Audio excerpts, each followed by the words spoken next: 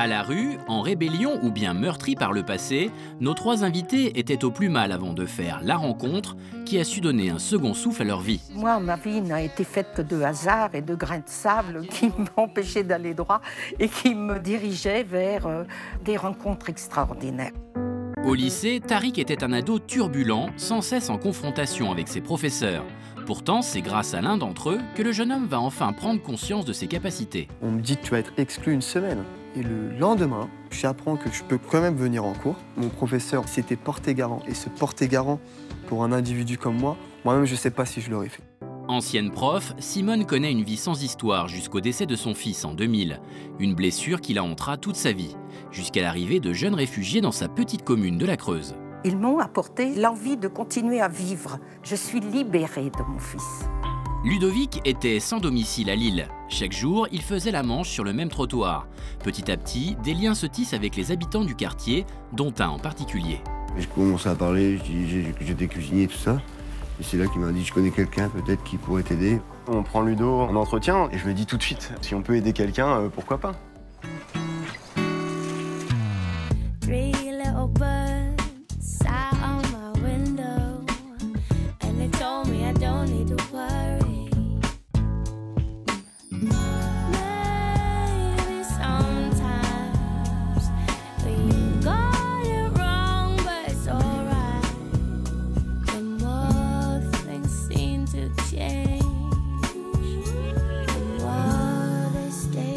Bonjour, je suis très heureux de vous retrouver. Aujourd'hui, je vous propose 3 histoires magnifiques qui nous montrent à quel point un seul être humain peut changer le cours de notre destin. Les invités que je reçois aujourd'hui ont eu cette chance. Leur parcours est la preuve qu'il suffit parfois d'une rencontre, une seule, pour que la vie s'illumine et que l'existence entière soit bouleversée. Alors, comment cette rencontre a-t-elle pu tout changer? Dans quelles circonstances a-t-elle eu lieu pour avoir un impact aussi déterminant? Est-ce vraiment une question de hasard ou suffit-il d'être à l'écoute, disponible pour les autres? Voilà le type de questions que j'ai envie de poser à mes invités. Merci d'être là. Tariq, cette rencontre qui a changé le cours de votre histoire, le cours de votre existence, a eu lieu quand vous étiez au lycée, c'est ça? C'est ça, exactement, oui. C'était qui? C'était Jean-Pierre Aurière. Un professeur? Un professeur d'histoire-géographie. Et en quoi il a changé le cours de votre vie? Il a tout simplement insufflé en moi une volonté. Une volonté qui m'a permis d'arriver où je suis aujourd'hui. Alors vous êtes où aujourd'hui? Alors je suis chef d'entreprise de 2 sociétés. Une dans le transport et une dans l'emballage. Et ça, c'était inimaginable avant de le rencontrer? Franchement, je n'avais pas imaginé arriver là aujourd'hui, honnêtement. Vous étiez quel genre d'élève à ce moment-là? J'étais plutôt celui qui faisait des bêtises, on va dire. J'étais pas très concentré en cours, quand j'y allais. Simone, Oui. est-ce qu'on peut savoir un petit peu, finalement, de quelle rencontre on va parler aujourd'hui? La rencontre avec les migrants qui sont arrivés de Calais, qui sont arrivés dans la Creuse. Ça a été vraiment une rencontre qui s'est construite au cours des mois. Alors on va voir, parce qu'effectivement, ils sont 4, ils sont réfugiés, et ils sont rentrés dans votre vie. Et évidemment, on suppose déjà ce que vous avez pu faire pour eux, vous allez nous raconter, mais est-ce qu'on peut dire ce qu'ils ont fait pour vous, finalement? Ils m'ont apporté l'envie de continuer à vivre, la joie de vivre, la jeunesse aussi, forcément, puisqu'ils sont entre 20 et 30 ans. Donc, à nouveau, le rire, le plaisir de les rencontrer, le plaisir de faire des choses ensemble. Alors vous allez me dire quel genre de choses vous faites ensemble et quelle complicité vous avez avec eux, on va en parler. Ludovic, on parle de ces rencontres qui peuvent changer la vie. Donc il y a un garçon qui s'appelle Fabrice, dont vous nous parlerez tout à l'heure, qui vous a mis en contact avec quelqu'un qui est à côté de vous. Oui, Max. Max, alors expliquez-nous en quoi cet homme a changé le cours de votre existence. J'ai retrouvé du travail grâce à Max. Sinon, ça faisait 4 ans que j'étais à la rue et 5 mois que je travaille chez vous maintenant. Et donc votre sourire suffit à nous dire que ça vous convient. Ça me convient. Et Max, vous êtes conscient aujourd'hui de ce que vous avez changé dans le cours de son existence? Ouais, après le mérite c'est surtout Ludo, c'est lui qui aujourd'hui est à l'heure au boulot, qui bosse tous les jours, c'est pas un métier forcément évident, c'est mérite à lui. Bon, on va voir effectivement comment c'est arrivé et comment, encore une fois, une rencontre, puisque c'est le thème d'aujourd'hui, peut changer le cours d'une existence. Alors Tariq, pour comprendre comment vous êtes passé de mauvais élève à chef d'entreprise à 23 ans, et avant de raconter la rencontre avec ce professeur, vous êtes quel genre d'élève à ce moment-là? Ça se passait où? Au lycée Léna. Donc c'est vraiment un lycée en ZEP à Saint-Denis. Donc une zone d'éducation prioritaire. Et je partais pour un bac technologique au départ. Sauf que mon professeur en seconde, qui était d'ailleurs un professeur d'histoire, se rend compte que j'ai des facilités, notamment en histoire. J'avais 19 de moyenne. Donc il se dit pourquoi pas lui proposer d'aller en première ES. Je lui dis mais il n'y a pas de première ES au lycée Léna. Et là il me dit on t'a transféré au lycée Paul-Éluard. Sachant que je ne me plaisais pas forcément dans le lycée Léna, donc j'étais hyper content. Et là j'arrive en première ES, donc du coup au lycée Paul-Éluard. J'arrive dans ce nouveau lycée, dans cette nouvelle classe, tout seul, je connaissais vraiment personne. Et là, je rencontre du coup Monsieur Aurière et la première chose qu'il nous dit, c'est « Vous partez au Guatemala dans 6 mois ». Et là, j'étais tout émerveillé, quoi. Je me posais notamment la question de « C'était où le Guatemala ?» Je ne savais pas forcément à cette époque. Donc là, c'est le professeur d'histoire qui vous dit ça. Exactement, ouais. Exactement. Alors qu'à la base, je partais vraiment avec un certain a priori. Hein. Quand je voyais Monsieur Aurière, de par son âge, je me suis dit « Bon, lui, il va pas trop rigoler, quoi. » Lui, si tu fais pas tes devoirs à l'heure, c'est vraiment le professeur à l'ancienne, quoi. Et dès qu'il ouvre la bouche, je me rends compte que c'est pas du tout ce que je pensais, quoi. C'est-à-dire ? Il était passionné, en gros. Alors on va voir une photo de lui parce qu'il est venu effectivement dans cette émission parler de sa propre histoire, hein, puisqu'il vient d'un milieu très très modeste et aujourd'hui il est tourné vers les autres puisqu'il adore mettre sur pied, porter un regard bienveillant sur les jeunes pour qu'ils croient en eux. Et donc c'est ce qui s'est passé avec vous, mais on va voir de quelle manière ça s'est passé. Ça ne s'est pas passé tout de suite. Alors juste pour qu'on comprenne un peu quel genre d'élève vous êtes, est-ce qu'on peut voir un bulletin scolaire ? Bien entendu. Alors j'ai apporté un bulletin scolaire.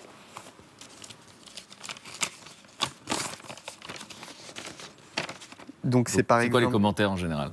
Déjà, c'est par exemple 17 absences non excusées. C'est énorme sur un trimestre. Donc les commentaires, c'est cessez vos bavardages, vous devez mieux faire au trimestre prochain, ensemble convenable, Tariq a cependant été absent, des progrès très nets mais un vrai relâchement, résultat du travail beaucoup trop irrégulier, un effort sans lendemain, hélas, Tariq manque de sérieux indispensable à la réussite d'un... Donc des pronostics moyens. Un exemple de relation que vous avez avec des professeurs ? Je détestais les écouter. J'étais pas docile du tout. J'ai même fait pleurer ma professeure de mathématiques en première, du coup. Parce qu'elle me disait de cesser mes bavardages et je lui ai mal répondu. Ça me rappelle des souvenirs, commentaires, je crois que j'avais. Oui, vous aviez les mêmes ? C'est similaire. Et comme comportement, parce que je pense à ce que vous faites avec les professeurs, vous faites des blagounettes. J'ai par exemple mis de la colle sur le siège de ma professeure de français en seconde. Donc c'était pas en première au lycée Paul-Éluard. Et donc dès qu'elle s'est assise, elle s'est relevée, la chaise était presque collée à elle, quoi. Ça fait rire Simone. Voilà. Donc ça, c'était avant la rencontre avec Jean-Pierre. C'est ça.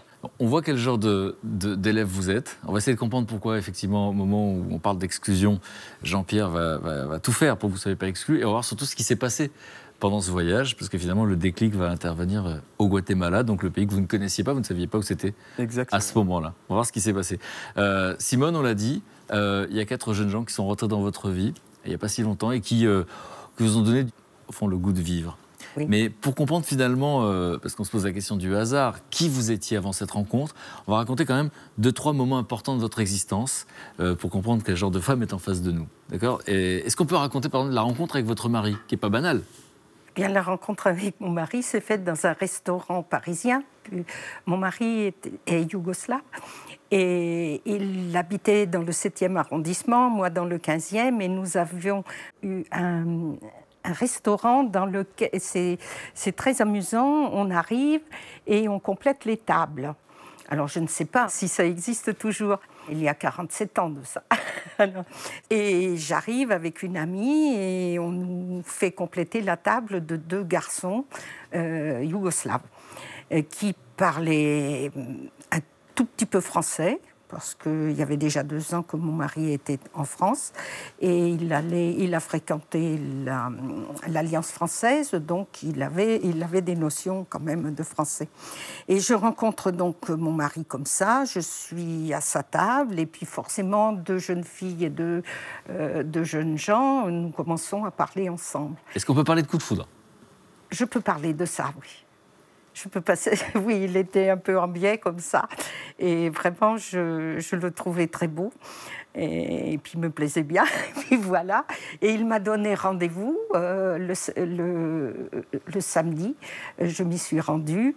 Et voilà. Et nous sommes, je peux le dire maintenant, il y a prescription.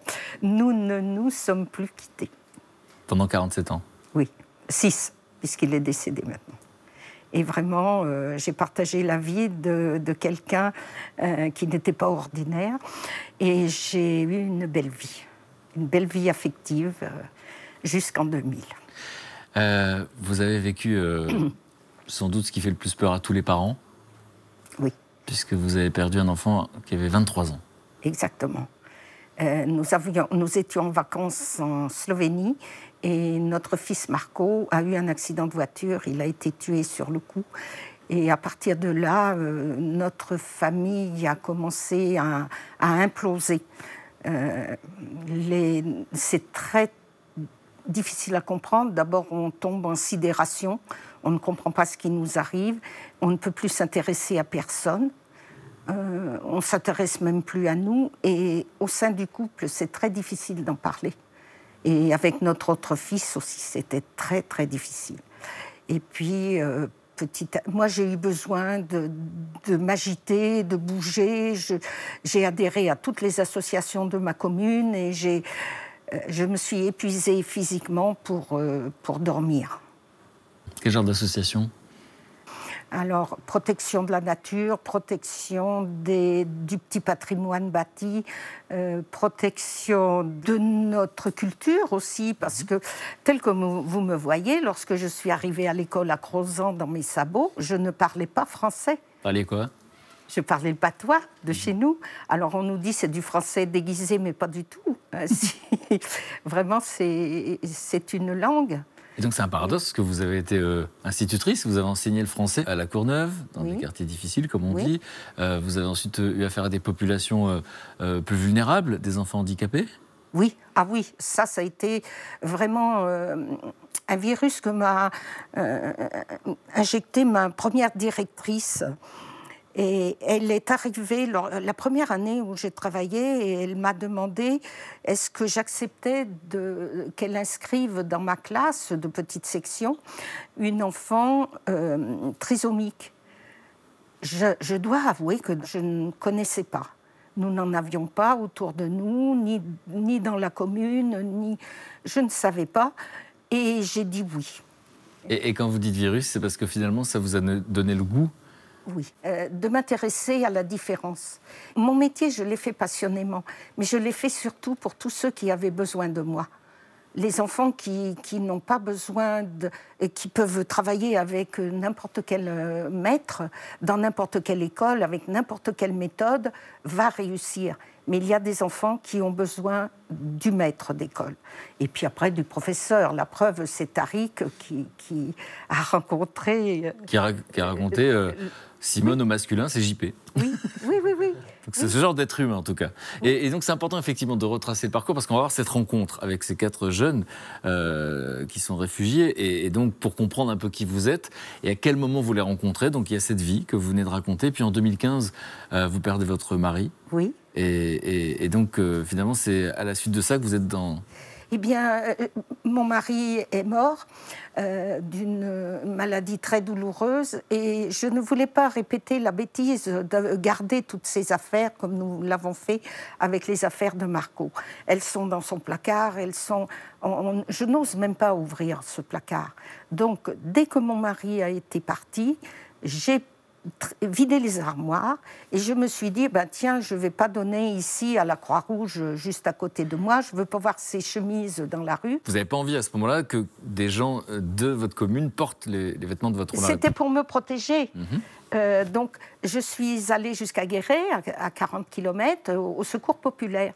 Et c'est là que j'ai entendu de jeunes femmes qui disaient qu'elles s'occupaient des migrants qui étaient arrivés de Calais.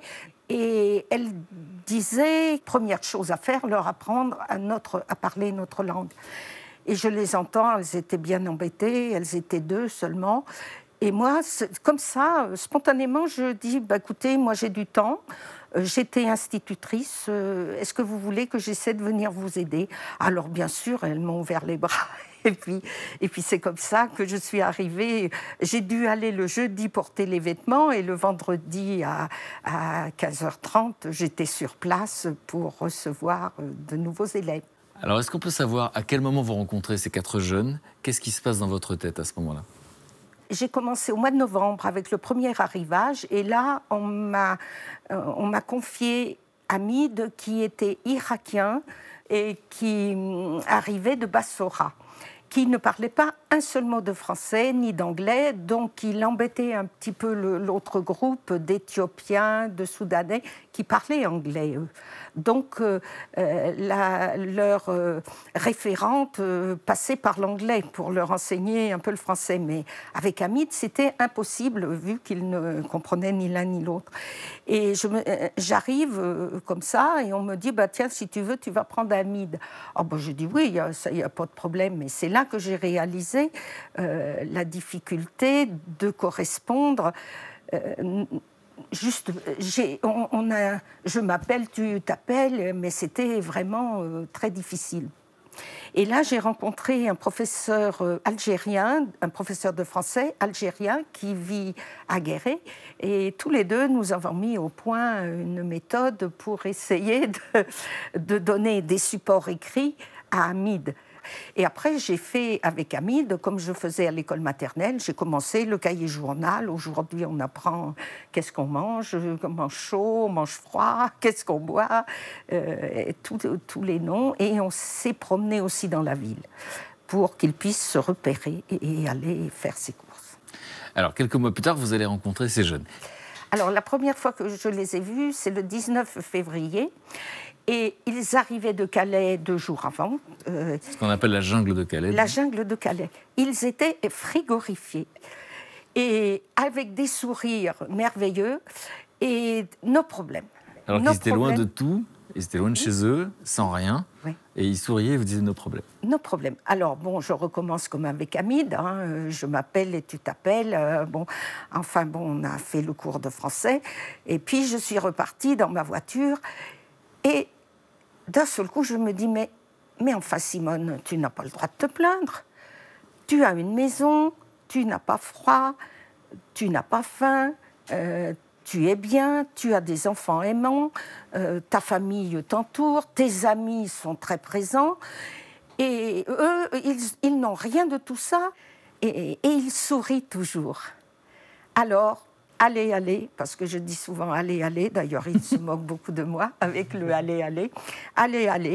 Et à partir de là, je me suis attachée à leur enseigner notre langue. Alors on a organisé beaucoup de choses. Et on verra effectivement la complicité qu'il y a entre vous, la différence d'âge qu'il y a entre vous. Oui.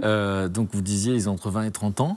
Oui. Cette vitalité, cette jeunesse, ça a fait écho en vous? Je crois que ça m'a redonné de la jeunesse à moi, puisque j'organise des balades, donc il faut marcher. Je marche, 17 km ne me font pas peur, dans nos côtes. Et puis, nous avons organisé des concerts, mais tout ça, il a fallu que je trouve des gens pour m'aider. Donc, je me suis appuyée sur toutes mes associations dans lesquelles j'ai quitté toute responsabilité. Je ne suis plus que membre. Et nous organisons des fêtes, des anniversaires, des manifestations et même du travail. Alors, on verra effectivement tout ce que vous faites pour tout ce qu'ils font pour vous. Est-ce que vous avez la sensation, quand vous les rencontrez, ils sont si jeunes, vous avez une pensée pour votre fils à ce moment-là? C'est évident. Parce que mon fils est resté à 23 ans. Normalement, il aurait 40 ans. Donc, oui, je crois que je fais un transfert. Je crois. Mais je suis très complice avec eux. Ça paraît bizarre, comme vous dites, il y a une grande différence d'âge. Je pourrais être leur grand-mère. D'ailleurs, certains m'appellent Nana. Ça veut dire quoi? C'est le diminutif de Nanik, grand-mère en kurde. En kurde, en sorani. Alors Nana, il m'appelle aussi Palawan. Palavoine, ça veut dire la combattante, parce que je suis capable d'aller me battre pour eux, à la préfecture, à la sécurité sociale, à l'hôpital, enfin partout où il y a besoin. Pour moi, je ne suis pas capable, mais pour eux, j'y vais. Tariq, je vois que vous ne perdez pas une miette de ce que dit Simone. C'est passionnant. C'est passionnant. Et peut-être parce qu'elle était professeure comme Monsieur Ria aussi. Ah, c'est pour ça. Max, qu'est-ce que vous ressentez quand vous l'écoutez? C'est génial d'entendre cette histoire et d'entendre qu'il existe encore des gens comme vous qui se dévouent. Et quand vous terminez ce que vous venez de raconter en disant je sais aller me battre à la préfecture, je ne sais pas y aller pour moi, mais je sais y aller pour eux. Oui, ça résume plutôt assez bien l'histoire. Ça vous résume, on a l'impression. On va continuer l'histoire, effectivement, pour savoir comment s'est installée cette relation, et puis on va les voir avec vous. Ludovic, avant de comprendre comment Max est rentré dans votre vie, est-ce qu'on peut expliquer comment vous vous êtes retrouvé dans la rue pendant 5 ans, et notamment, finalement, c'était quoi votre vie d'avant? Qu'est-ce qui s'est passé, en fait? Ma vie d'avant, j'étais chef de cuisine, j'avais ma petite maison, ma femme, mes enfants. Après, voilà, j'ai eu la perte de mon emploi, la séparation avant. Voilà, donc séparation. Perte de l'emploi parce que l'entreprise a fait faillite.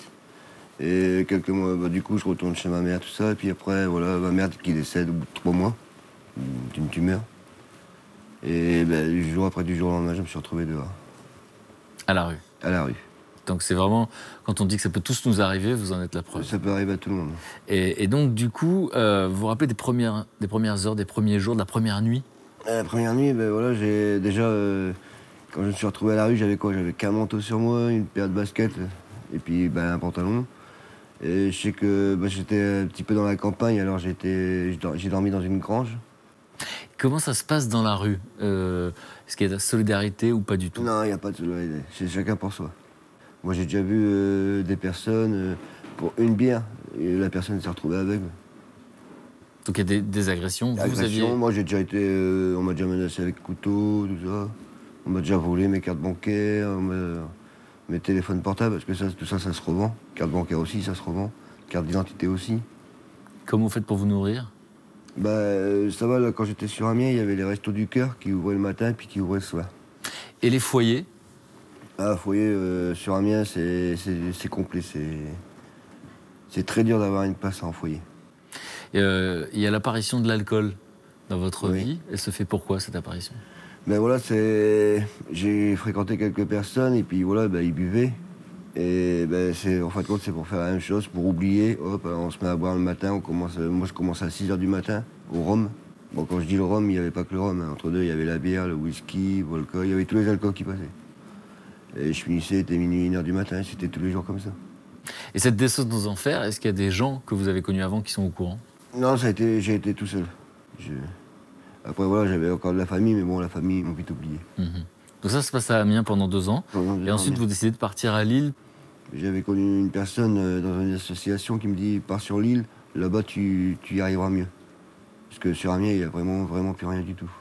Il y a un homme qui va vous regarder différemment des autres, voilà, Fabrice, qui va vous mettre en contact avec Max. Ça se passe dans quel contexte, en fait?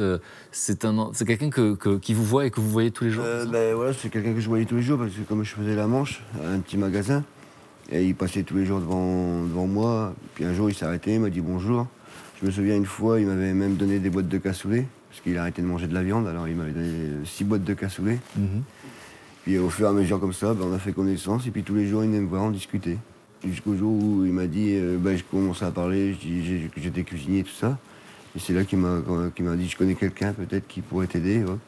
Et c'est là qu'il m'a parlé de Max après.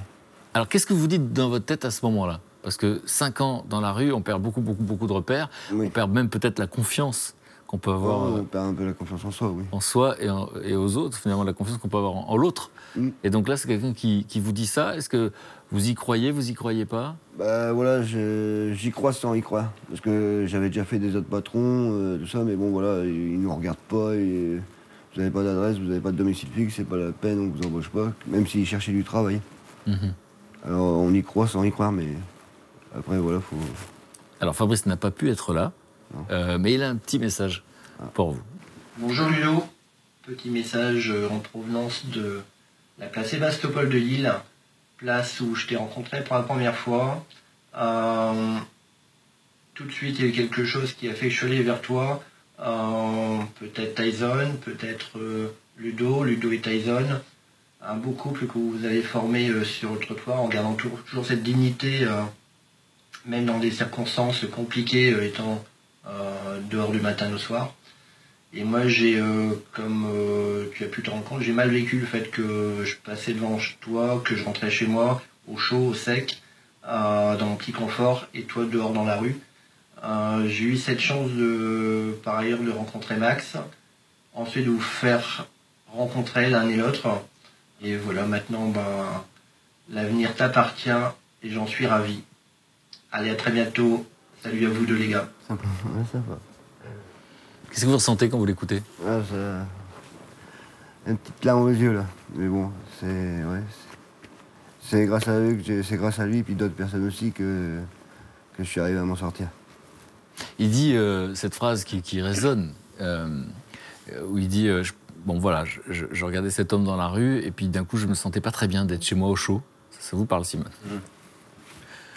Vous aviez le sentiment que ce regard qu'il porte sur vous à ce moment-là est différent de tous les autres regards qu'on porte? Au fur et à mesure, oui, quand il discutait avec moi, oui, je savais que ça l'embêtait quand il rentrait, parce qu'il me l'avait déjà dit aussi.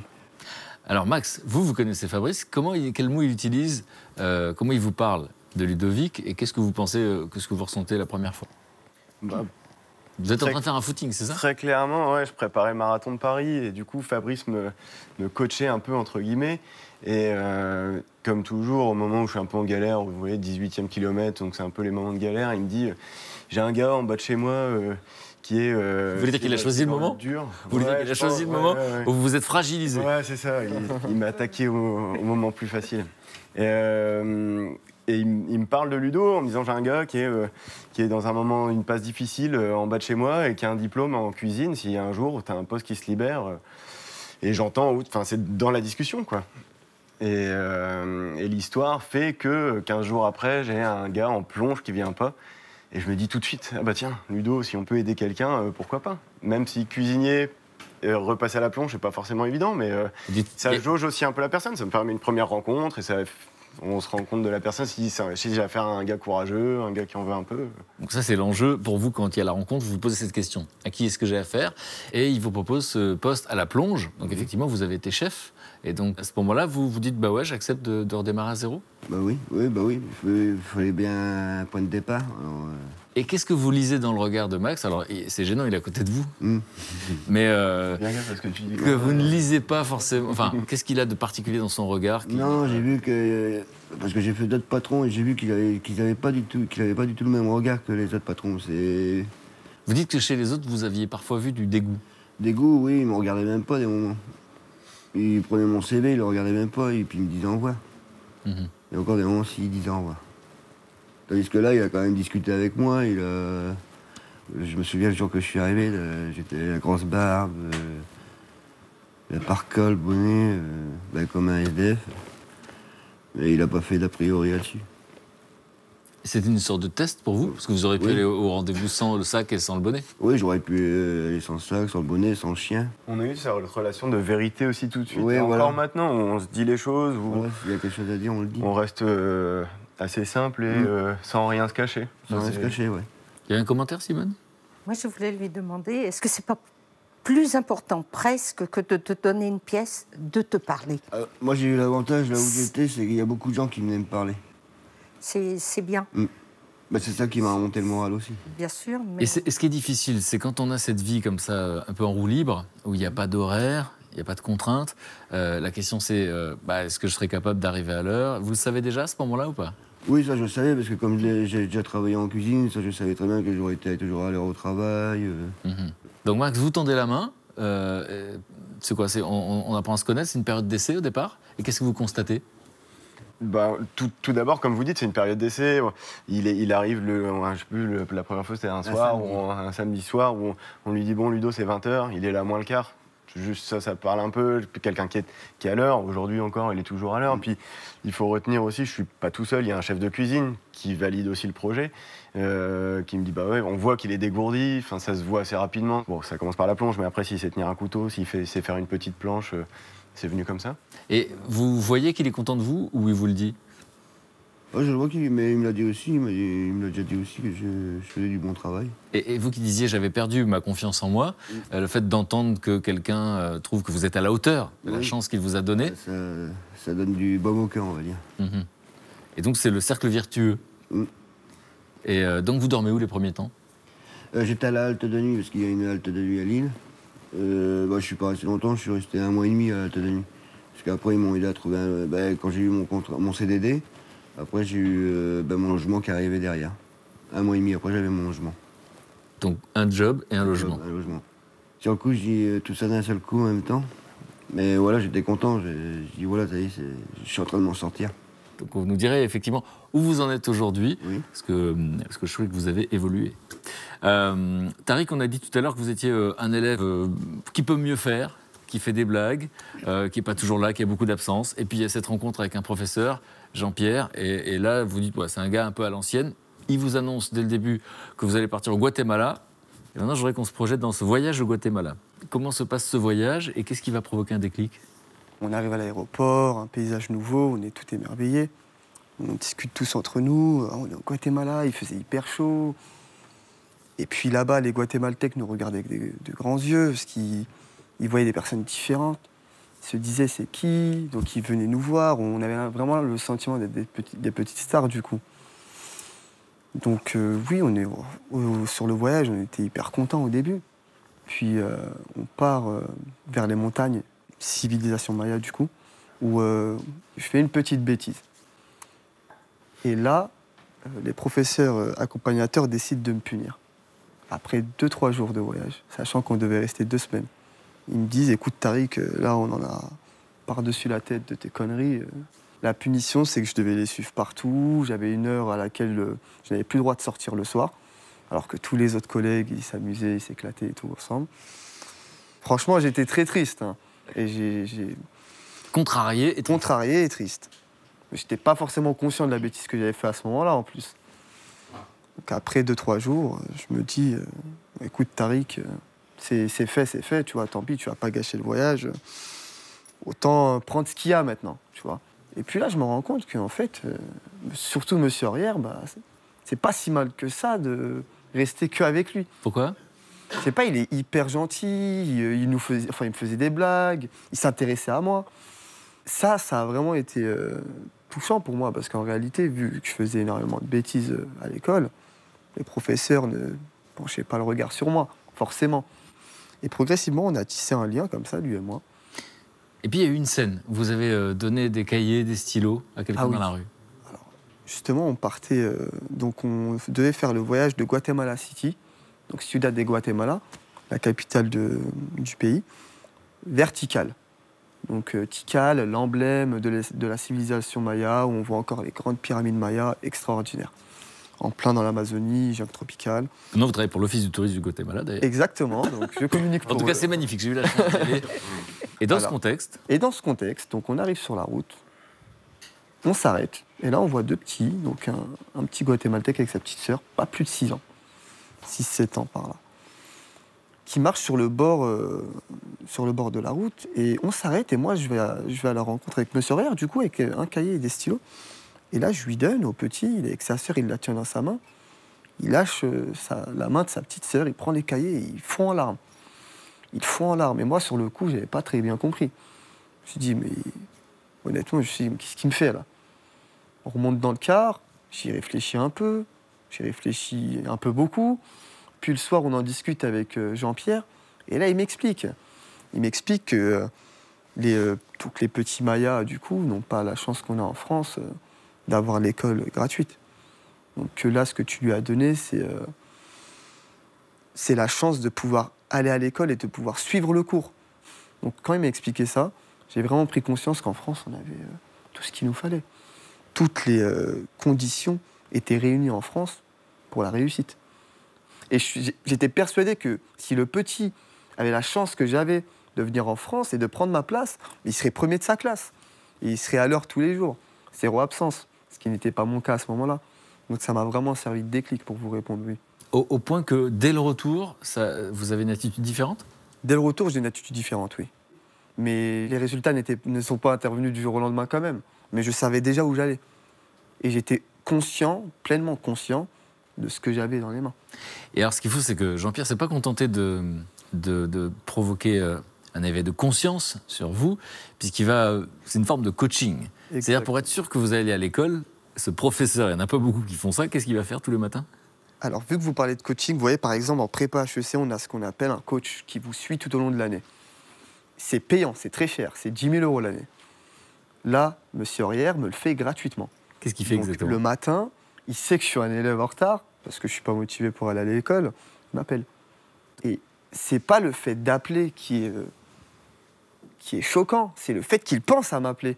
Ça veut dire qu'il pense à moi. Et moi, ça m'a vraiment bouleversé. Je me suis dit, ça veut dire que le matin, la première chose à laquelle il pense, c'est je dois appeler Tariq, sinon il va arriver en retard. Ça m'a vraiment bouleversé. Pareil, à l'école, il me suit, il me dit... le soir, il m'appelle, il me dit « T'as bien fait tes devoirs? Est-ce qu'il y a quelque chose que tu n'as pas compris en cours d'histoire? Est-ce que tu as des lacunes en mathématiques ?» Il me proposait même de me mettre en contact avec des professeurs. C'était incroyable. Incroyable. Et donc, vous le disiez, j'ai pas changé du tout au tout. À un moment donné, je fais pleurer la professeure de mathématiques. Donc, c'était pendant un cours. À la fin de l'heure, ça avait sonné. Elle voulait que... Tout le monde devait partir, mais sauf elle nous a retenus dans la classe pour nous parler. Et moi, j'ai braillé, j'ai dit, mais pourquoi on doit attendre? Ça a sonné. Vous savez comment on est quand on est jeune. Et là, elle me reprend, elle me dit, Tariq, t'as pas à parler comme ça. Et je lui réponds, et ça part comme ça, sur un conflit, et je la fais pleurer.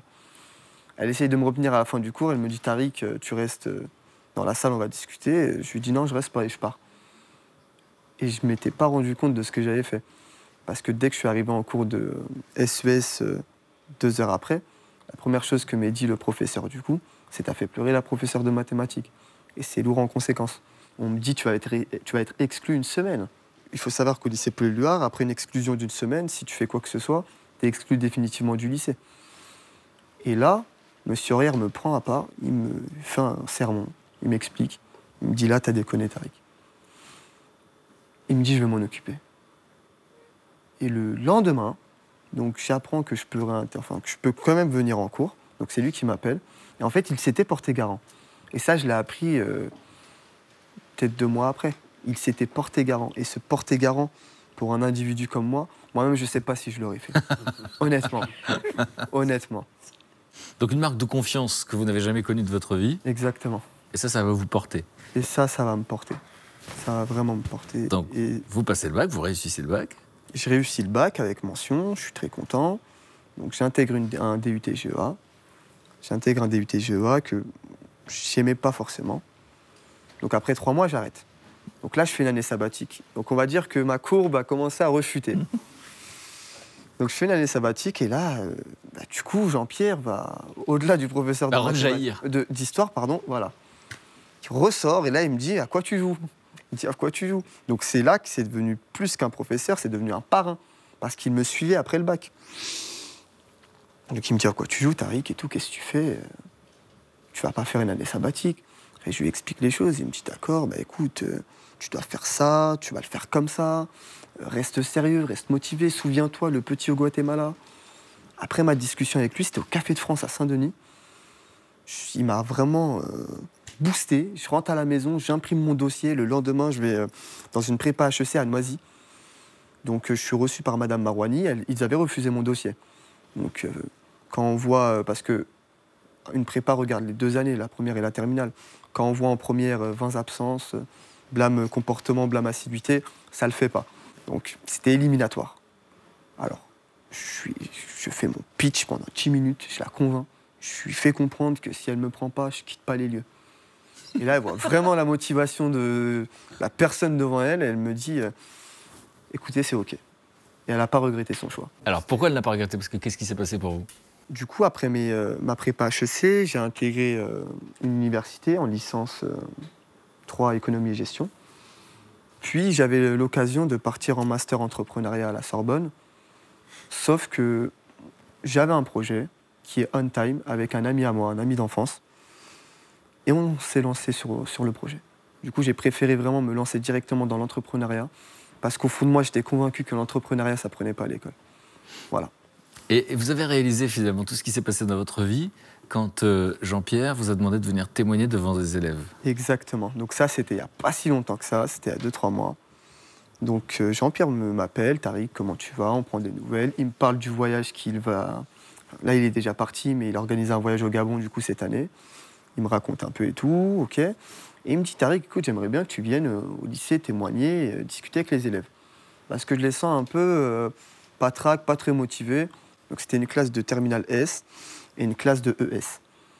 Donc j'arrive, je me présente, je leur raconte mon parcours. Et à la fin du cours, ils viennent tous, ils veulent récupérer ma carte. C'est super, comment t'as fait? Il y avait des questions comme « tu fais combien d'argent ?» C'était la question préférée des garçons de la classe. Et là, en sortant de la classe, on part avec Jean-Pierre, on marche ensemble. Je l'accompagne jusqu'au métro. Et là, je lui dis, mais je ne m'étais pas rendu compte d'où j'étais parti et où est-ce que je suis arrivé aujourd'hui. Et ça, je l'ai vu dans le regard de tes élèves. Vous ne vous attendiez pas un jour dans votre vie, si jeune, à être inspirant. Exactement. Et puis, moi qui avais l'étiquette du mauvais élève, je les encourageais à faire une prépa HEC. Et je me serais jamais dit que j'allais encourager des élèves à faire une prépa HEC, qui est la voie royale en France aujourd'hui. Donc oui, c'était assez bouleversant. On écoute le message de Jean-Pierre. C'est ton professeur, c'est JP, comme tu m'appelles. Voilà, ça me touche beaucoup que tu participes à cette émission. Alors, je ne sais pas si c'est ta vie, mais toi, dans ton parcours, tu m'as fait aussi beaucoup évoluer. Voilà, je voulais dire que j'étais fier de toi, de ce que tu deviens, de ce que tu fais maintenant. Et voilà, et souviens-toi, quand on était sur les routes du Guatemala, de ce petit Indien qu'on avait rencontré sur le bord de la route, à qui tu avais donné des cahiers, et qui était reparti un peu en pleurs, parce que voilà, c'est la première fois qu'on lui avait donné des cahiers et des stylos. Donc je pense que ça, tu le gardes en toi, ce souvenir. Et voilà, que ça t'aide à devenir ce que tu es. Et puis voilà, je suis fier de toi. Je t'embrasse. Ma source de motivation. Jusqu'aujourd'hui, je pense à lui, je l'appelle souvent. J'essaie de prendre des nouvelles, même quand il était au Gabon. Qu'est-ce que cet être humain avait de différent de tous ceux que vous aviez rencontrés dans votre vie, finalement? Cet être humain est altruiste, tout d'abord. Et il a surtout penché le regard sur moi. C'est-à-dire? C'est-à-dire qu'il s'est intéressé. Il est juste parti vraiment sur une question, tout a démarré de là. Donc, est-ce que ça se passe bien avec la famille? Là où tu habites, ça se passe bien? C'est vraiment parti sur ces deux questions très simples. Et le fait qu'il s'intéresse à moi, comme pour Ludovic, qu'on penche le regard sur lui, qu'on s'intéresse à lui, au-delà de lui donner une pièce. Donc on porte de l'attention? On porte de l'attention, ça a vraiment changé, ça a changé ma vie presque. Ça a changé ma vie. Simplement donner de l'attention à quelqu'un. C'est ce que disait Simone tout à l'heure. Exactement. Simone, il va y avoir l'arrivée dans votre vie de ces jeunes qui sont réfugiés, kurdes, irakiens. Et vous dites au début, je suis censé leur donner des cours. Et puis, au fond, ils vont rentrer dans votre vie de manière symbolique un jour important, le jour de l'anniversaire de votre fils. Le jour de l'anniversaire de sa mort. Alors, ça a été difficile à prendre comme décision. Il devait se rendre de Guéret à Fontenay-sous-Bois, à l'OFPRA, pour passer ce fameux entretien pour obtenir la protection. Pour obtenir quoi? La protection de l'État, c'est-à-dire voilà, pour obtenir... C'était une demande d'asile. Leur demande d'asile. Et je me suis dit, mais c'est pas possible, comment il va arriver là-bas à 9h du matin, c'est pas possible, enfin bon. Et puis, mais quand même, on me dit, l'administration me dit, mais si, on leur donne des plans, ils se débrouillent, bon, d'accord. Et il est convoqué le 20 avril, une date où mon mari et moi, nous ne pouvions jamais rien faire. Nous étions bloqués 3 jours avant, pendant et 3 jours après. Et vous enfermiez dans le noir, d'ailleurs? Oui. On ne pouvait pas parler tous les deux. Bon, enfin bref, on arrive à cette convocation et je réfléchis en passant la nuit et je me dis, Marc est parti depuis 16 ans. Je ne peux plus rien faire pour lui. Il faut que j'accepte qu'il soit parti, qu'il soit mort. Et voilà, là, devant moi, un jeune garçon qui a à peu près l'âge qu'il avait quand il a disparu et qui risque en fait sa vie s'il retourne en Irak. Donc, si je peux l'aider à sauver sa vie, en fait, ce sera bien. Donc, donnons la priorité à la vie, et puis la mort, c'est fini, c'est définitif. Cela ne veut pas dire que j'ai oublié mon fils, mais je suis libérée de mon fils. Et par contre, je suis maintenant attachée à Khalid, puisque c'était lui qui allait ce jour-là. Et symboliquement, c'est énorme. Alors bon, vous allez me dire, vous faites un transfert. Non, maintenant non. Au départ, oui, certainement. Maintenant, non. Je réussis quand même à laisser les ailes libres à Khalid. Mais j'avais des sentiments affectueux, même amoureux, je peux le dire, pour cet enfant. C'est-à-dire ? C'est-à-dire que c'était comme... je ne suis qu'avec des hommes, donc vous ne pouvez pas ressentir ce qu'une maman peut ressentir pour son enfant. C'est-à-dire c'est très physique, on a mal au ventre. Quand il arrive quelque chose de grave ou lorsqu'on a peur pour son enfant, en ce qui me concerne, et j'en ai parlé avec beaucoup de mères, on a mal au ventre. C'est physique. Comme s'il était sorti de moi. C'est quand même impensable, une chose pareille. Bon, avec les autres, j'ai aussi des relations très affectueuses de grand-mère. Alors là, on vous voit avec eux. Vous nous dites quand il est sur la photo, Khalid, il est là sur la photo ? Ah oui, c'est le premier, c'est lui qui prend le selfie. C'est lui ? Oui. Et donc, du coup, on vous voit avec eux. Est-ce que vous pouvez nous dire ce que vous faites avec eux, ce qu'ils font avec vous, ce que vous faites pour eux et ce qu'ils font pour vous ? Alors, qu'est-ce qu'on a fait déjà pour être à Paris ? C'est-à-dire que Abbas et Zana ont été convoqués le même jour à l'OFPRA aussi. Et pour la demande d'asile ? Dans la demande d'asile. Et Khalid, lui, avait reçu le refus. Alors, et on mettait en doute dans le rapport son appartenance au Kurdistan. On n'était pas sûr qu'il soit kurde. Parce que s'il est kurde, il est persécuté, il peut avoir l'asile. Voilà, c'est plus facile. Mais là, il était déjà refusé. Et moi, je me dis, mais comment on peut faire pour... je suis allée voir une avocate aussi, là-bas, à Guéret, qui s'occupe d'eux. C'est pour ça qu'ils vous appellent la guerrière. Oui. Et alors, cette jeune femme a travaillé gratuitement pour eux, il faut le dire aussi. Et elle me dit, le seul moyen, c'est qu'il parle avec un traducteur assermenté. Et comme ça, qu'il va faire un papier en disant il ne parle que sorani, donc il est kurde, il est forcément kurde. Et puis Khalid a rencontré cet expert dans un appartement que nous prête un de mes amis creusois. Et je vous dis, c'est tout un maillage de gens qui, avec les compétences qu'ils ont, les moyens qu'ils ont, nous aident. Je ne suis pas seule, nous sommes une trentaine, voire plus. Donc vous fédérez une sorte de communauté autour d'eux, oui. Vous les aidez dans les démarches, on l'a vu, vous toutes les aidez à s'adapter à ce nouveau pays dont ils ne connaissent pas la langue, vous leur apprenez la langue. Et alors, j'ai envie de dire, eux, du coup, ils ont envie de vous le rendre, de quelle manière ? Ils tondent le gazon ? Pour vous faire plaisir ? Ça va venir, oui. Abbas, qui est ingénieur agronome, m'a dit « Ne tombe pas, je vais venir tondre, c'est trop fatigant pour toi. » Pacha, il me tient beaucoup compagnie, il a très soin de ma santé.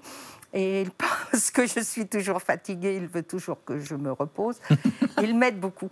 Voilà, vous voyez la complicité, là, on est en train de cuisiner ensemble.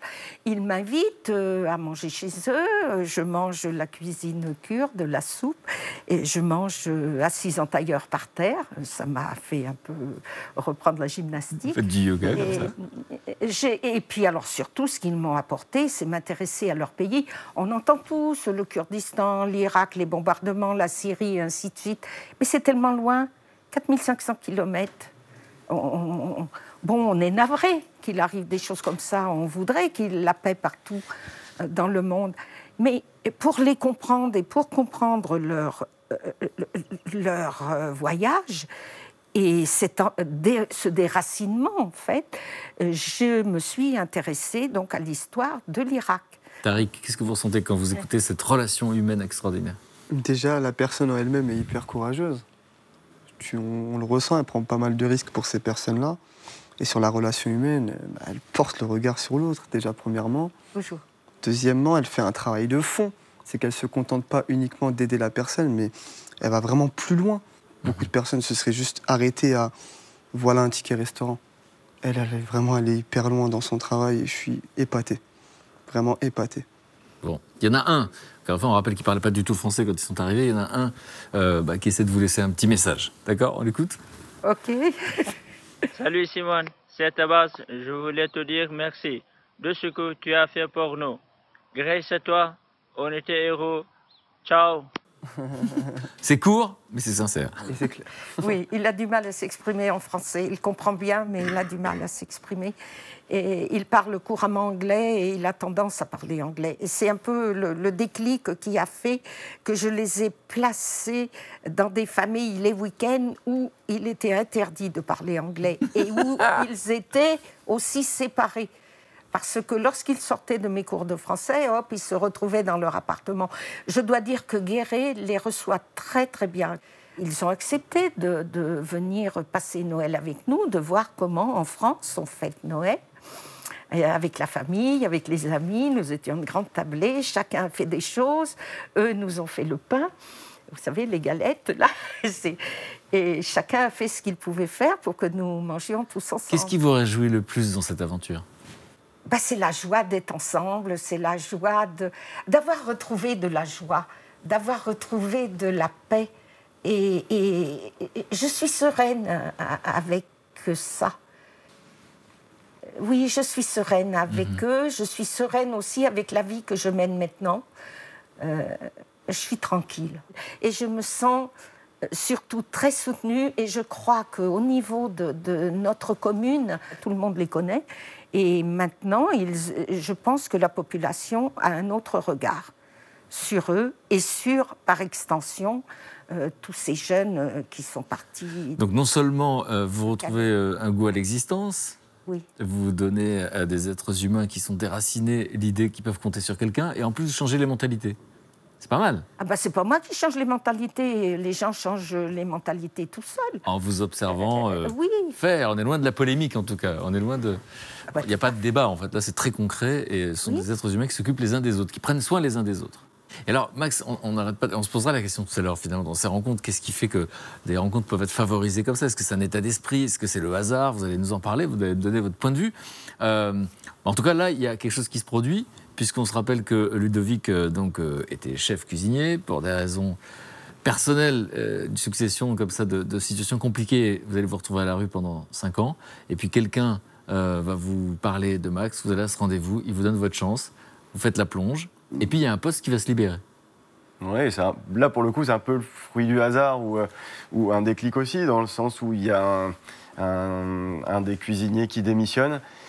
Et encore une fois, avec mon chef de cuisine, qui est vraiment le rôle principal aujourd'hui encore en cuisine, avant que Ludo lui pique sa place dans quelques années. Quelques mois. Quelques mois, il a dit. Il n'avait pas confiance en lui, maintenant il a l'impression d'enfer. Bon, à nouveau, il a de l'ambition. Donc un poste qui se libère, et donc qu'on en discute avec le chef en se disant est-ce que vous pensez que Ludo peut faire l'affaire? On est entre quatre yeux, puis on prend Ludo en entretien en se disant Ludo, est-ce que tu relèves le défi? De toutes les façons, il y a une période d'essai comme dans chaque job, et puis c'est lui qui relève le défi. Donc au moment où il vous propose le job, vous vous rappelez de ce que vous ressentez, ce à quoi vous pensez à ce moment-là, quand il vous propose le... Déjà quand il m'a proposé le plan, j'ai dit oui tout de suite. J'ai dit oui d'entrée de jeu. Bon. Et comment s'est passé les premiers jours? C'est le temps de s'organiser, tout ça. Et puis après, voilà, ça s'est bien passé. Bon, je vais demander à votre patron, pardon, hein, il est à côté. Oui, comment ça s'est passé? Très bien. Encore une fois, je reviens sur les mêmes principes, mais quelqu'un qui est présent, quelqu'un qui bosse, qui a envie d'aller de l'avant. On fait une nouvelle carte, Ludo a toujours la petite idée en disant, tiens, en proposant, en disant, chef, qu'est-ce que vous pensez qu'on fasse ça? On peut faire ça comme ça. Et du coup, très bien. Il y a au menu, il me semble qu'il y a un gâteau que vous avez... Oui, alors, Inventé? Oui, disons, il fallait des nouveaux desserts à la carte, tout ça. J'ai proposé l'entremet spéculoos chocolat blanc. Bon, on a goûté, on avait fait plusieurs essais avant. Puis ça a plu, puis voilà. Donc vous créez en plus. Oui, salade, oui. Ludos salade. Il y a la Il y a la Ludos salade. C'est quoi à la carte. salade? Alors, c'est salade avec, comme ça va être laitier, petit quartier d'orange, ananas, et avec des beignets de poulet au gingembre et orange confite. Ouais, on est en train de saliver là, merci bien. Merci bien. Et donc, Ça donne envie, on va faire la pub. Là. mais oui. Hein.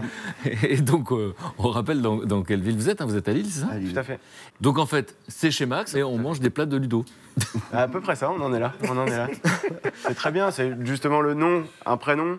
Du coup, on parle un peu de tout le monde. Le chef s'appelle Papy, parce qu'on l'appelle Papy. C'est assez familial, c'est une petite structure. On essaye d'avoir une ambiance familiale et conviviale. Bon, et depuis, vous êtes en CDI, contrat à durée indéterminée. Indéterminé. Et donc, votre vie, désormais, lorsque vous pensez à votre vie, qu'est-ce qui vous plaît dans votre existence aujourd'hui? Déjà, c'est d'avoir mon CDI, d'avoir un travail, sûr d'avoir un travail. Et puis, j'ai encore quelque chose, j'ai encore des trucs à faire encore après. Quelques défis à relever? Quelques défis à relever, oui. C'est quoi? C'est revoir vos filles? Voilà, revoir mes 2 filles, oui. Moi, je pense que dans quelques mois, oui, ça sera possible. J'attends encore un petit truc et puis donc je trouve un logement un peu plus grand. Et après, voilà, je ferai les démarches nécessaires. Et alors, bon, c'est votre patron, c'est pas votre pote, mais quel est le lien que vous avez aujourd'hui? Au travail, c'est employé, patron, employé. Mais bon, on a toujours un petit peu plus... on est un peu plus que le patron, on va dire. Mais ça reste quand même le patron. C'est lui qui m'a sorti de la galère. Parce qu'il m'aurait dit non, je serais encore peut-être à la rue, en train de galérer à la rue, tout ça. Pourquoi c'est important pour vous de raconter votre histoire aujourd'hui? Qu'est-ce que vous voulez transmettre? Ce qu'il y a, voilà, c'est comme je dis, moi je suis arrivé à m'en sortir. Alors c'est pour faire passer le message aux autres aussi qui sont dehors. Faites comme moi, essayez de vous en sortir. L'idée que c'est possible. C'est possible, j'y suis arrivé. Après, comme je dis, il faut la volonté, il faut le vouloir. Max, vous n'aviez jamais fait ça avant? Non. Et je trouve l'histoire, comme toutes les histoires qu'on se raconte là aujourd'hui, très belle, très encourageante. Des fois, il suffit pas de grand-chose pour créer une belle histoire. Et justement, donc non seulement vous avez un collaborateur qui fait bien son travail, mais vous, finalement, quand on fait ce genre de choses, qu'est-ce que ça apporte? Ça m'apporte une fierté, je pense que je peux le dire, d'avoir essayé d'aider quelqu'un. On a essayé de faire perdurer un peu l'histoire en cherchant quelqu'un pour remplacer Ludo justement à la plonge. Bon, ça s'est pas fait sur ce coup-là. Juste de se sentir utile. Ouais, de se sentir Ça donne utile. du sens. Ça donne un peu de sens à la vie, tout à fait. Ouais. Et vous, Tariq, quand vous racontez l'histoire de Jean-Pierre, ce professeur qui va changer un peu votre mentalité, qui fait que ce garçon qui ne travaillait pas à l'école, qui gâchait un peu ses chances, va décider de faire des études, de devenir chef d'entreprise à 23 ans. Quand vous racontez ça, qu'est-ce que vous essayez de transmettre? Moi, ce que j'aimerais transmettre, c'est vraiment... c'est important d'aider quelqu'un si on le peut déjà. J'ai, par exemple, un employé actuellement qui sortait de prison. J'ai fait le pari de le prendre dans notre société en contrat de travail, du coup, et ça se passe hyper bien. C'est un de mes meilleurs coursiers.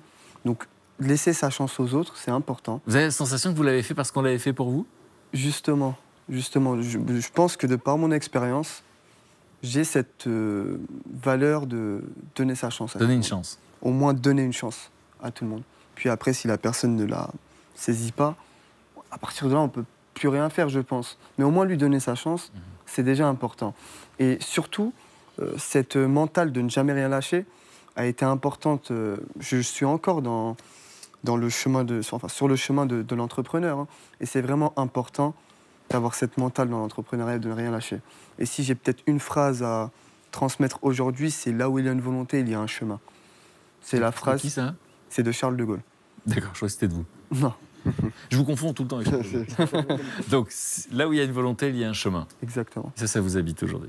Toujours. Et d'ailleurs, la phrase, je l'ai retenue peut-être 2-3 jours après être revenu du Guatemala, honnêtement.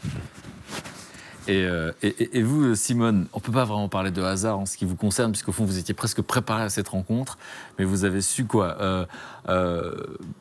Ça s'est passé spontanément, finalement, il n'y a pas de réflexion. Oui, non. C'est votre nature qui reprend le dessus. Exactement. Mais dans une époque, finalement, où ce qui domine, c'est la peur de l'autre, où les migrants, ça fait peur à des millions de gens, etc. Et donc là, c'est la petite histoire dans la grande histoire. C'est-à-dire que votre histoire, qu'est-ce qu'elle nous montre, finalement? Elle nous montre que nous avons peur de l'inconnu. Lorsqu'on ne connaît pas les autres, et puis d'abord si on écoute la télévision ou la radio, toujours on nous fait peur de ces migrants qui viennent nous prendre notre travail. D'abord, ils ne peuvent pas travailler tant qu'ils ne sont pas reconnus réfugiés. Alors c'est ça aussi le gros problème, c'est que ça peut durer des mois et des mois et des mois à attendre des résultats, à repasser encore d'autres entretiens et changer continuellement. Quand on change de statut, on change de maison, on transporte ses affaires, on met quelqu'un d'autre à la place, ils partent pas tous en même temps. Enfin bon, c'est ce va-et-vient, ce non-respect en fait des personnes qui sont comme des pions qu'on trimballe sur un échiquier. Je sais que l'administration est froide comme un serpent, et moi j'essaie de leur donner la chaleur pour compenser cette froideur. Et j'essaie de les aider à accepter en fait cette longue attente. Mais je pense que je fais de plus important, c'est en montrant l'exemple que je peux les faire dormir chez moi sans avoir peur d'eux, que je peux faire des pique-niques avec eux. Alors j'invite à chaque fois des gens à venir avec nous qui les connaissent. Et alors, c'est comme un rayonnement. Et plus il y aura de personnes qui comprendront que ces jeunes gens ne sont pas venus ici ni pour nous agresser, ni pour prendre notre travail, ni parce qu'ils avaient peur dans leur pays de la guerre, je pense qu'ils ont une autre mission que les peshmergas qui sont là-bas et qui font le tampon entre les bombes d'un côté et de l'autre. Les peshmergas, ce sont les femmes kurdes qui se battent contre Daesh. Et eux, ils pourraient l'être aussi. Il y a des hommes aussi, mais enfin, les femmes sont plus connues, ce sont des femmes excessivement belles et très courageuses. Et vous dites qu'ils ont une autre mission. Eux, ils ont une autre mission. Je crois qu'ils ont la mission de devenir... d'apprendre des choses chez nous, là, en Europe, et si un jour leur pays arrive à se reconstituer, retourner là-bas et aider leur pays à grandir et à s'ouvrir aussi au monde. J'y crois, je voudrais que ce soit ça. Moi, je souhaiterais que le Kurdistan existe, enfin, c'est partagé entre 4 pays,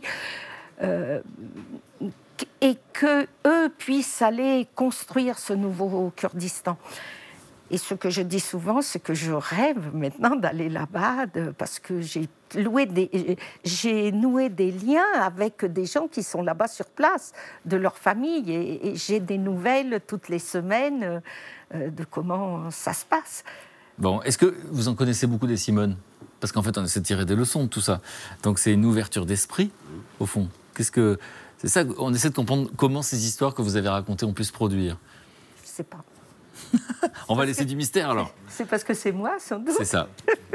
C'est parce que c'est vous.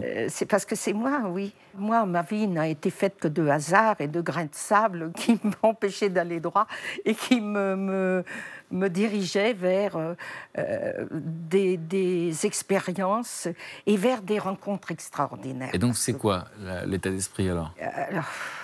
Je ne sais pas. Vous étiez ouverte en tout cas. Oui, j'ai toujours su. J'ai eu des rencontres. Bon, j'étais fonctionnaire, donc le hasard des nominations ont fait que j'ai rencontré des personnes extraordinaires et qui, à chaque fois, m'ont apporté. Et chaque fois, j'ai su. Ça te rejoint. J'ai su saisir ce qui me convenait, me le mettre à ma sauce, laisser tomber ce qui ne me plaisait pas, et une autre rencontre redressait, enfin bon, vous voyez, mais je crois que j'ai eu une vie de hasard. J'ai eu le hasard de naître dans une famille aimante, pauvre, mais où vraiment j'ai été très heureuse, après le lycée où j'ai fait l'imbécile, comme toi, j'étais très punie, moi. J'ai fait d'école. Le quart était parti, je restais le dimanche au lycée. Bien, ça nous rassure, ça veut dire que vous n'êtes pas parfaite, ça nous fait plaisir. Oui, mais vous savez, quand vous êtes pensionnaire à 11 ans, et que vous avez vos culottes à gérer, tout ça, pendant un mois, parce qu'on rentrait qu'une fois par mois, j'étais une petite fille, hein, j'étais petite, eh bien pour survivre, on se bat, on s'associe, mais on se bat, mais se battre physiquement. Moi, je me suis battue physiquement pour survivre. Et puis, on crée aussi des liens qui existent encore aujourd'hui. Alors, on parle des belles rencontres. Si une belle rencontre pouvait être le meilleur remède contre la solitude, c'est une question. Et c'est ce que pense l'association Entourage, qui vient en aide aux sans-abri, en tentant justement de provoquer de belles rencontres entre les personnes démunies et les riverains des quartiers qu'ils fréquentent. Et depuis presque un an, l'association organise des apéros de quartier. Ça se passe à Paris, où sont invités les habitants et les sans-abri. Je propose de regarder un reportage, on en parle juste après.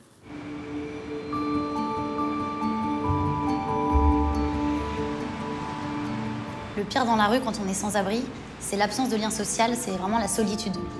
De l'autre côté, les particuliers, les riverains, nous, on est souvent hyper gênés et du coup, la plupart du temps, on passe notre chemin parce qu'on ne sait pas quoi faire. Face à ce constat, il y a 2 ans, on a créé une association, Entourage, dont la mission est vraiment de recréer du lien entre les personnes avec les personnes sans abri. Dire bonjour, demander un prénom, échanger quelques nouvelles au quotidien, ça peut changer la journée de la personne qui dort dehors. Parce qu'elle se sent exister, ça lui redonne une dignité.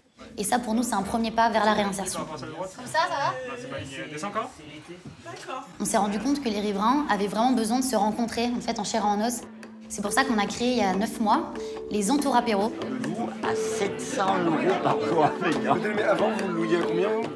340 € pendant 15 ans. Attends, 6 mètres carrés pour ceux qui ont Bonsoir à tous, merci d'être là à au moins 12e ou 15e Entourapéro, je sais plus, là ça fait depuis 9 mois qu'on en fait, donc on est trop contents. Un Entourapéro, c'est quoi? C'est un moment de rencontre convivial, chaleureux, sympa, comme là, vous voyez, sympa, entre riverains, avec et sans abri, donc tout le monde est bienvenu, qu'il ait un toit ou pas. Et l'idée de la soirée, c'est de donner la parole à des gens qui n'ont pas forcément l'occasion de la prendre. Donc Ceux qui préparent les Entourapéros, ce sont les membres de l'association, ainsi que le comité de la rue. Donc le comité de la rue, ce sont des personnes qui sont actuellement SDF ou qui ont une grande expérience de la rue, qui ont vécu des dizaines d'années et qui nous conseillent pour tout ce qu'on fait. Donc moi c'est Kenny, j'ai 32 ans, je fais partie du comité de la rue avec Entourage. Et moi je me sens très très bien parce que j'ai reçu une proposition de logement là dans le 1er arrondissement de Paris. Après 14 années passées dans la rue, mine de rien. On commence à en avoir un peu marre. Donc là, voilà, petite proposition. Je vais bientôt revoir mon fiston aussi, donc tout est cool pour moi. Génial. Que des bonnes nouvelles. C'est ça. Moi, c'est Laura, nouvelle trentenaire, et je cherche à comprendre et à faire du concret, un petit peu. Et tu te sens comment, toi ? Bien, mais un peu utile. Un peu utile. Au bon endroit, à ma place. Très bien. Le fait de voir autant de gens s'investir, on n'en a pas l'habitude. Il y a certaines fois où je suis un peu en retrait. Parce que j'ai pas l'habitude qu'on me dise des trucs gentils, j'ai pas l'habitude qu'on me dise « Ah Kenny, t'as assuré, c'est vachement bien ce que t'as fait ». J'ai pas l'habitude qu'on me responsabilise aussi, qu'on me dise « Tiens Kenny, on aimerait bien que tu viennes témoigner devant 300 lycéens ou devant une entreprise ». Et en même temps, ça fait énormément de bien parce qu'on se sent utile aussi. Une fois, il y a quelqu'un qui nous a répondu « En fait, les gens me donnent à manger, mais ils me demandent pas si j'ai faim ». Ouais. Il a pas juste envie de parler. On n'a pas forcément envie de manger tout le temps, quoi. C'est ça. Que ce soit du côté des sans-abri que des riverains, le fait qu'ils aient un espace pour se parler, c'est formidable. Ou alors après, tu peux casser un peu le stéréotype de pourquoi je vais te donner une pièce, tu gagnes plus que moi. Moi, j'ai déjà un mec qui m'a dit « Je vais pas te donner d'argent, attends, va chercher du travail. Dors là où j'ai dormi, va te laver là où je me suis lavé, tu vas voir si tu peux chercher du travail. » Et 25% des sans-abri travaillent en plus. Bien sûr, moi j'en faisais partie. Ouais. Par contre, j'ai pas fait d'études supérieures. Ça, c'est combien? 14? 18? Ouais, 14%. Kenny est incollable sur les chiffres sur les personnes de la rue. Pour eux, c'est une occasion unique de dire enfin ce qui se passe dans leur vie quotidienne, quoi. De raconter la violence, la brutalité de la rue, de raconter la souffrance qu'ils ont au quotidien, d'être ignorés, de ne pas être considérés. Souvent, là, par exemple, on a un ami, Pierrot, il nous dit « Un sourire, ça vaut 100 sandwichs ». Et il y en a un autre, il nous dit sur 3000 personnes, il y en a 2 qui me disent bonjour. Et les riverains qui entendent ça, ils tombent des nues, quoi. C'est la première fois que tu viens un entourapéro? J'étais au dernier. Je crois que c'est le dernier. Non, il y en a un. Il y en a entre les deux. Ah oui, qui était organisé par Lucie.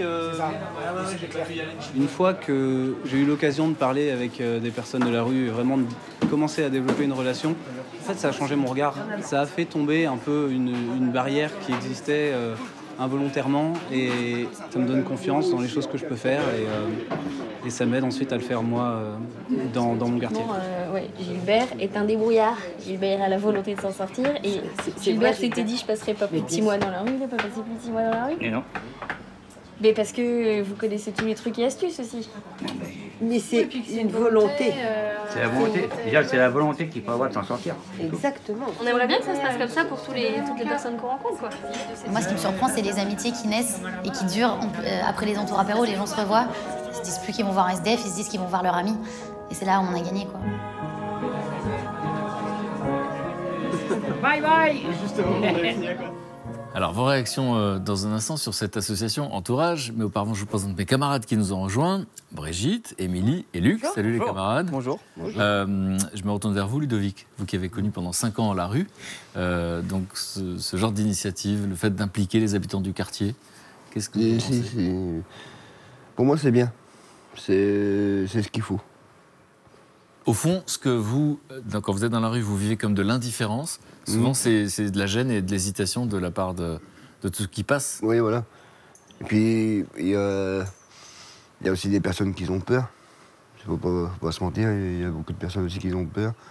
Mais sinon, c'est les gens, ils osent pas venir vers nous. Donc des initiatives qui encouragent à créer du lien. Oui, ça c'est bien. Parce que ce sont des gens qui ont des choses à s'apporter, des choses à se dire. Émilie, elle est née comment, cette association ? C'est Jean-Marc Potvin qui a créé l'association Entourage. Alors Jean-Marc est à l'époque, en 2014, un entrepreneur dans les nouvelles technologies et il a l'habitude de se rendre à son travail. C'est parce qu'il y a Simone que tu dis nouvelles technologies, c'est quand il n'y a pas Simone, tu dis la tech. Moi aussi. Hein. Elle dit la tech. Normalement, je dis la tech, mais Luc m'a reprise en me disant « Écoute, Émilie, arrête de dire la tech. Donc les nouvelles technologies. Si tu pouvais les dire, les nouvelles technologies. » Donc maintenant, je dis les nouvelles technologies grâce à Luc, mon coach. Mon coach. Oui, j'ai compris. Simone, c'est bon? Et la tech, vous auriez compris ou pas? Oui, aussi. Ah oui? Voilà. Alors, c'est important. Je suis plus âgé que vous. En fait. C'est important quand vous dites oui, je connais, parce que finalement, les 4 garçons réfugiés avec qui vous avez créé un lien incroyable, qui viennent d'Irak, qui sont kurdes, ils vous ont familiarisé à cette technologie. Exactement. C'est-à-dire? Ils m'apprennent à me servir de mon nouvel ordinateur. Oui. Ils vont m'apprendre à me servir de mon nouveau téléphone que j'ai déjà cassé. C'est bloqué. Donc, on va le faire débloquer. Je vais pouvoir... Ils Donc, vous ont vous créé connaissez... un compte Facebook ou pas? Ils vous ont créé un compte Facebook ou pas? Ah ben ça j'ai ça, ben évidemment, je passe mon temps là-dessus maintenant. Simone, vous avez des amis sur Facebook? Jusqu'à minuit.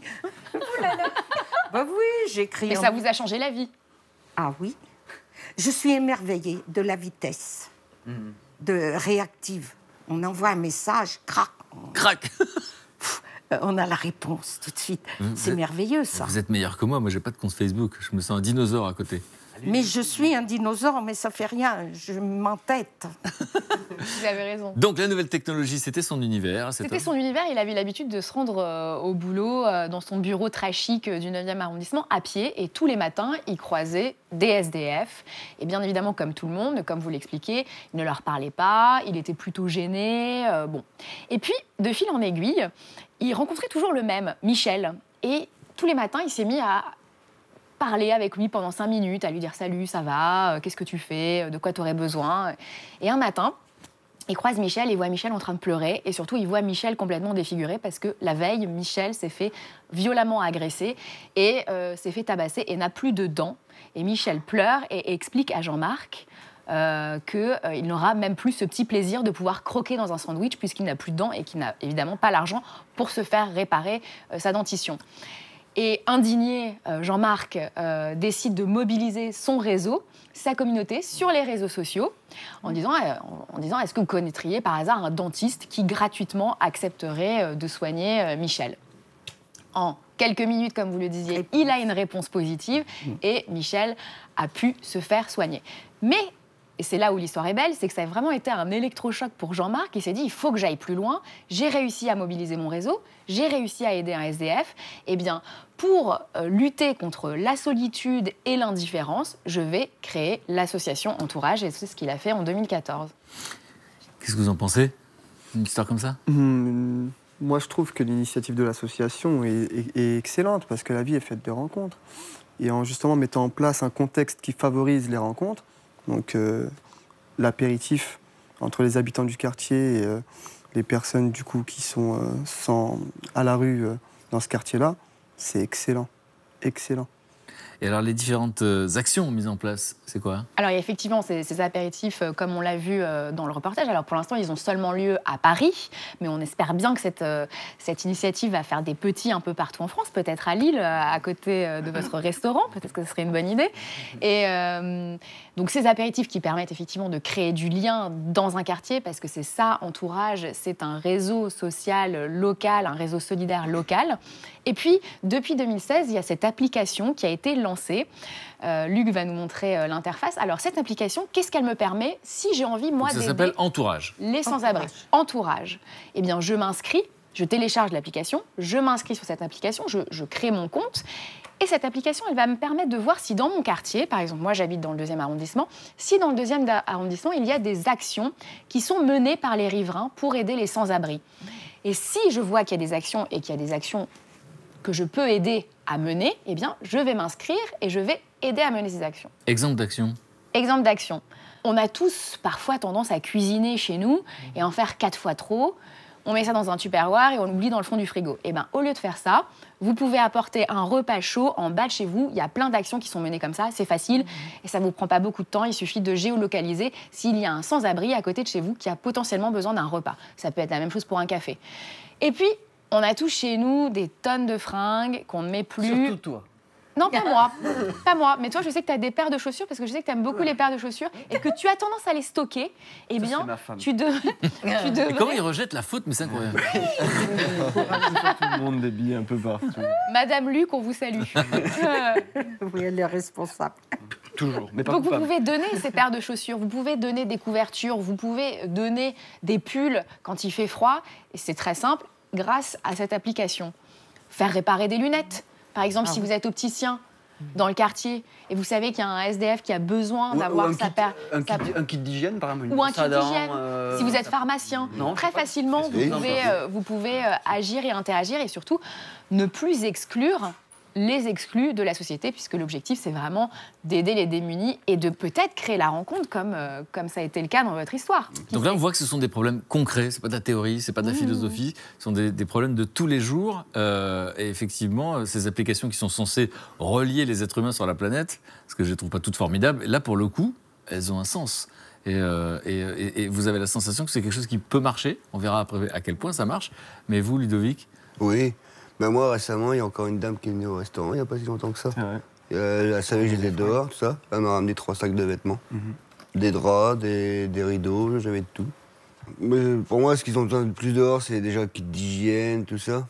Des vêtements, oui, surtout l'hiver. Et après, la nourriture aussi. Mais vraiment, il faut aller les voir puis leur demander ce qu'ils ont vraiment besoin. Voilà, c'est important de ne pas infliger comme ça, cette générosité qui pourrait paraître complètement incongrue. C'est de partir des besoins de l'autre. Et alors du coup, concrètement, ça existe depuis combien de temps et quels sont les effets? Quels sont le nombre de... Maintenant, on peut mesurer justement le nombre d'aides. L'impact. Alors, l'application existe depuis 2016, donc ça fait à peine 1 an. Il y a déjà eu 15 000 téléchargements de l'application. 9 000 comptes qui ont été créés. Donc, quand on crée un compte, ça veut dire qu'on a vraiment l'intention d'agir. Et il y a déjà 700 actions solidaires qui ont été menées. Des SDF aussi qui ont été suivis et qui ont intégré l'association, notamment sur 6 SDF qui ont intégré cette association. 3 ont déjà trouvé une chambre, donc ils sont logés à Paris. Voilà, donc c'est plutôt réjouissant. Et surtout, ça nous démontre qu'on peut tous agir chacun à notre échelle de manière très facile, en s'engageant très facilement grâce à la technologie. Et je trouve que c'est une action... En tout cas, elle est validée par Ludovic, c'est ça qui est important. Parce que vous savez de quoi vous parlez. Et effectivement, nous, comme ça, sur le papier, c'est assez enthousiasmant. franchement, d'imaginer que dans un quartier... parce que vous disiez tout à l'heure, Simone, hein, vous avez dit un regard, l'attention, c'est très important, mais souvent, c'est souvent la gêne. Souvent, les gens, je suis convaincu qu'ils avaient envie de vous parler, mais ils ne savaient pas très bien comment vous aborder. Et donc, c'est presque un quiproquo, finalement. Et puis surtout, au XXIe siècle, aujourd'hui, les personnes sans abri, elles n'ont pas besoin d'avoir de l'argent. Elles ont besoin d'avoir de la reconnaissance et elles ont besoin d'avoir de l'aide. Mais de l'aide humaine, pas salut, je te file une pièce. Hein. Et de la chaleur. Luc, toi, tu nous parlais d'une rencontre formidable entre deux femmes. Un projet fantastique entre Olivia. Olivia, elle est en fauteuil. On voit son fauteuil derrière elle. Mais c'est une battante, c'est une fonceuse. Et Héloïse. Héloïse, elle, c'est une froussarde. Et ces deux jeunes femmes, elles vont... Donc la froussarde est valide. Oui. Et la battante est dans un fauteuil. Voilà. Et elles vont se rencontrer, elles vont se lier d'amitié, et elles vont se lancer un défi incroyable qui va consister à traverser toute l'Amérique latine. Toute l'Amérique latine, vous réalisez ou pas? Toute l'Amérique latine. Ça fait de la géographie. Il a commencé. Parce que Tariq, lui, sa vie a changé au Guatemala. Eh oui. Donc c'est un tout petit pays, le Guatemala. Et on imagine que le continent est immense. Absolument, non, c'est grand, c'est grand. Elles ont décidé de traverser l'Amérique latine pour promouvoir le dépassement de soi, surtout qu'il y en a une qui est en fauteuil, et justement briser les clichés autour du handicap, et voilà. Et leur projet, moi, ça me fait marrer parce qu'elles l'ont appelé We Will Rock You. Mais We Will Rock You, c'est comme la célèbre chanson de Queen, We Will Rock You. Il se retourne vers Simone. Simone, vous connaissez la chanson de Queen? Oui, vous connaissez Queen. Queen, non. Mais We Will Rock You. L'air, vas-y, Luc, tu peux rappeler l'air. Oui, voilà.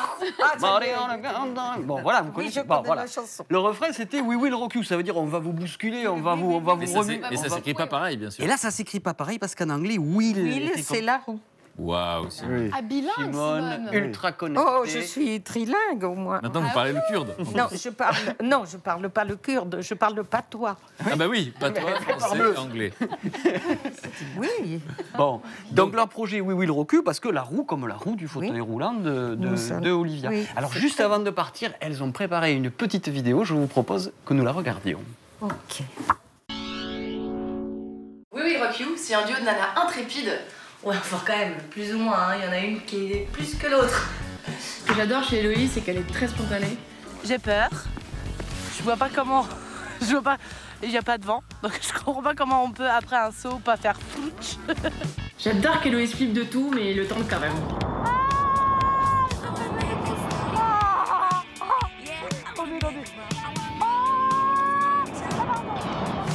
Il y a quelque chose que j'adore chez Olivia, c'est que c'est une warrior, qu'elle a peur de rien.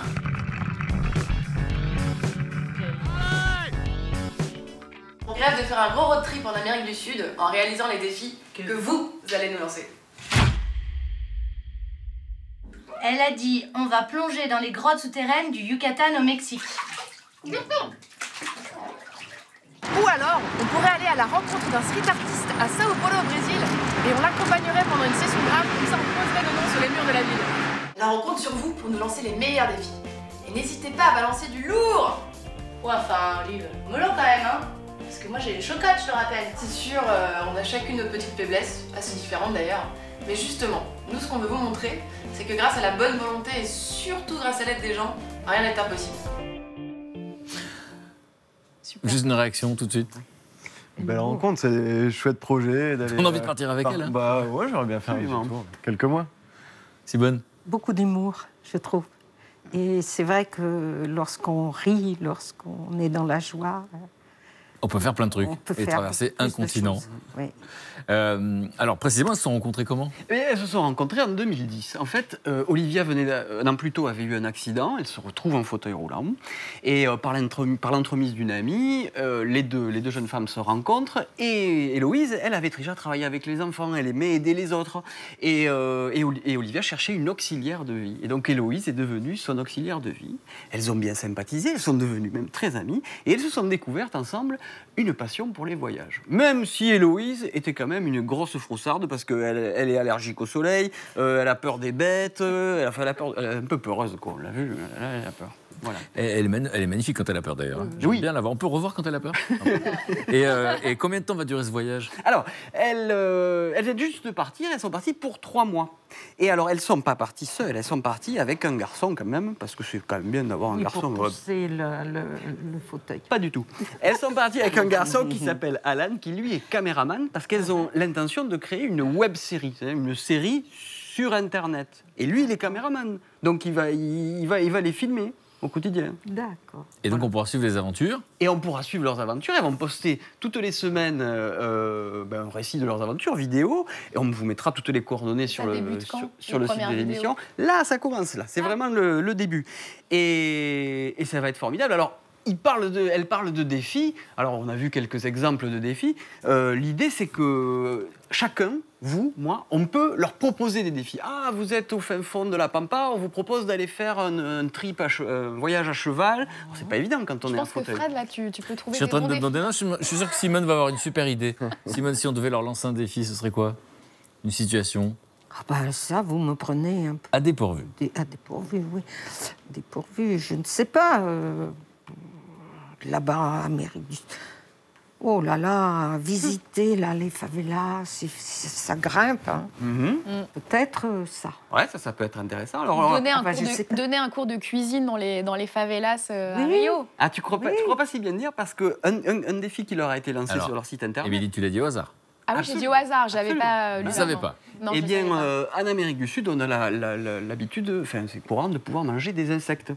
Donc il y a quelqu'un qui leur a dit, moi je suis allé au fin fond du sud de l'Amérique, faites-vous défi de faire un apéro, entrée, plat, dessert, uniquement avec des insectes, par exemple. Ça peut être pas mal. Faire un selfie avec les statues sur l'île de Pâques. Aussi. Ça peut être pas mal. Ah oui, ça doit être. Voilà. Donc elle vient. Simone, elle réfléchit à un défi. Ah oui, mais je vais leur en lancer. Bon, il nous reste quelques minutes ensemble. Si jamais ça vous vient, n'hésitez pas. Voilà. En tout cas, le sens, parce que là, on voit effectivement, c'est une amitié incroyable. On pousse les limites. Absolument. Et puis, finalement, le sens de ça, c'est quoi? C'est ça, c'est de pousser les limites, de montrer que malgré le handicap, on peut arriver à faire des choses. C'est de sensibiliser les gens à dire, voilà, il y a des personnes qui sont en fauteuil, mais on peut faire des choses extraordinaires. On l'a vu dans la vidéo. Et elles, avec leur voyage, là, elles font quand même, elles repoussent les limites, elles déplacent des montagnes. Mais Tariq, vous, au Guatemala, vous avez peut-être une idée, non, de défi? Peut-être monter sur les pyramides mayas, qui sont très compliquées à... Enfin, il est très compliqué d'accéder au sommet d'une pyramide maya. Peut-être ce défi-là. Faire un selfie en haut d'une pyramide maya. Ça peut être pas mal. Et donc, Brigitte, tu vas nous parler d'une amitié qui est hors du commun. Alors, je vais vous parler de 2 personnes qui n'auraient jamais dû se rencontrer. Chris Salvatore, regardez-moi ça, s'il est mignon quand même. Il a 31 ans, il est comédien, chanteur, et il habite à Hollywood. Et une petite Norma Cook, qui elle a 89 ans. Elle est à la retraite, bien sûr, et elle était décoratrice d'intérieur. Et tous les deux, ils n'auraient jamais dû se rencontrer, hein, vous vous en doutez bien. Il y a un écart d'âge de combien, là? 35 à 89, ça fait combien, ça? Presque 60. Oui. Et alors, le seul point commun qu'ils ont, apparemment, c'est d'habiter sur le même palier. Puis pourtant, ils sont devenus les meilleurs amis du monde. Alors, comment? Au début, il lui faisait un petit coucou par la fenêtre de sa cuisine. Et, pardon, mais vous remarquez qu'en fait, il y a quand même un point commun entre Luc et ce garçon, c'est la mèche. Ouais. Mais oui. Sauf qu'il est beaucoup plus beau. Mais non, Luc, non, tu es bien modeste. C'est tombé dans le panneau, c'est ça qu'il a pas dit. Ouais, mais il est beaucoup plus loin. Vous avez raison, Simone, je suis là. Luc, tu es moins beau, mais tu es beaucoup plus près de Simone. Pas moins beau, non. Ah bon? Non. Il est plus jeune aussi, moi j'ai 15 ans de plus. Je fais rien, ça, je m'occupe pas de l'âge. D'accord, on va s'entendre. Donc les premières choses, c'est des petits coucous. Alors des petits coucous par la fenêtre, et puis il lui parle un peu, et puis au bout de quelques temps, un beau jour, il se dit, je vais aller frapper à sa porte. Il va frapper à sa porte, et elle le reçoit, elle lui offre une coupe de champagne, et voilà une belle rencontre. Alors, on se dit, ils n'ont pas de points communs, mais si, ils ont énormément de points communs. Ils ont les mêmes goûts, ils aiment la cuisine, ils aiment le cinéma, ils aiment les mêmes films, ils aiment Voilà, on les voit se régaler, là. Des bonnes bouffes. Oui, ils sont très... On est en Amérique, hein, donc calme-toi, la bonne boule. Oui, c'est vrai. Ça a l'air pas mal quand même. Ben là, ça a l'air sympa. Et bon, ils aiment le même cinéma, enfin, ils ont plein de points communs. Norma n'a pas de famille en Californie. Elle n'a plus de famille, elle est divorcée depuis l'âge de 43 ans, elle n'a jamais eu d'enfant. Elle avait beaucoup d'amis homosexuels et qui malheureusement sont décédés dans les années 80 au moment du sida. Donc, ils se rapprochent tous les deux et ils deviennent vraiment inséparables. Surtout que Chris est homosexuel, donc ça les rapproche encore plus. Malheureusement, ce que je ne vous ai pas encore dit, c'est que Norma est malade. Elle a une leucémie. Alors Chris décide de l'aider. Il l'aide à cuisiner, il l'aide il l'emmène à la banque, il l'emmène partout. Ils sortent ensemble. Ils jouent un rôle de presque de petit-fils, en fait. Exactement. C'est exactement ça. Elle finit par le considérer comme son petit-fils et lui comme une grand-mère ou comme une grande amie. Et donc il va s'occuper d'elle parce qu'à un moment donné, elle va avoir... Alors, malheureusement, oui, elle va tomber malade et devoir aller à l'hôpital. Mais avant, déjà, il lui avait installé une petite sonnette sans fil chez elle pour elle puisse l'appeler à n'importe quelle heure du jour ou de la nuit. Et d'ailleurs, le pauvre, il n'a pas beaucoup dormi parce qu'elle avait souvent besoin de lui la nuit. Et malheureusement, elle a des problèmes respiratoires. Elle va pendant 2 mois à l'hôpital. Quand elle sort de l'hôpital, son assurance maladie ne peut pas payer les frais d'hôpitaux. Et alors, on rappelle qu'aux États-Unis, c'est pas le même système de protection voilà. sociale qu'ici. Et qu'est-ce qu'il fait? Eh ben, il fait un appel aux dons sur les réseaux sociaux. En quelques heures, il récupère, je ne veux pas dire de bêtises, 34 000 $, ce qui fait 31 000 €. Et en 5 mois, il récupère 74 000 €, je crois. Grâce à ça, ils peuvent payer les frais, et ils ont un peu d'argent. Mais il se dit, c'est pas suffisant quand même. Voyant qu'elle était quand même affaiblie, il lui propose, pour dépenser moins d'argent aussi, il lui propose de venir s'installer chez lui, avec son chat Hermès. Elle accepte. Et là, alors, il s'occupe de tout, il la soigne, il est... Donc il est 24 heures sur 24 adorable, avec elle. Oui. Surtout qu'il travaille beaucoup à domicile, donc il est là presque tout le temps avec elle. Simone, vous comprenez ce genre de complicité? Non seulement je comprends, mais je crois que je vis la même chose. J'aime bien ce que vous êtes en train de réaliser. Oui, je le réalise. C'est-à-dire? Eh bien, que nous pouvons avoir une relation intergénérationnelle très forte. Oui. Comment je vais vous dire ça? Propre. Et qu'on peut avoir, une relation comme avec ses propres petits-enfants.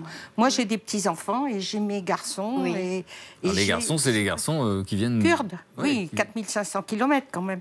Et que, en fait, j'ai adopté, ils font partie de ma famille. Et contre toute attente, il y a une vraie complicité. Oui. Et vous prenez soin les uns des autres.